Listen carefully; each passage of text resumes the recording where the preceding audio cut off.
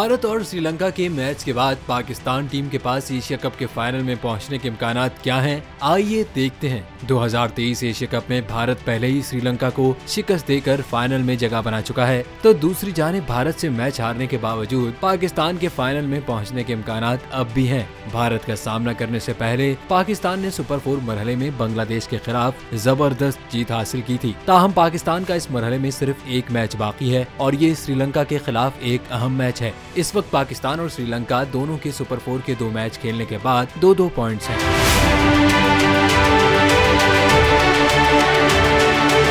जुमेरात को होने वाला पाकिस्तान बमुकाबला श्रीलंका मैच बुनियादी तौर पर एक सेमीफाइनल है। इस मैच की फातेह टीम को फाइनल में भारत के खिलाफ खेलने का मौका मिलेगा। लेकिन अहम बात यह है कि अगर पाकिस्तान बमुकाबला श्रीलंका मैच बारिश से मुतासिर होता है और बगैर किसी नतीजे के खत्म होता है तो श्रीलंका फाइनल में चला जाएगा, क्योंकि इसका नेट रन रेट पाकिस्तान से बेहतर है। श्रीलंका का नेट रन रेट 0.200 है, जबकि पाकिस्तान का 1.892 है। इसलिए एशिया कप 2023 के फाइनल में जाने के लिए ये मैच दोनों टीमों के लिए बहुत अहम है।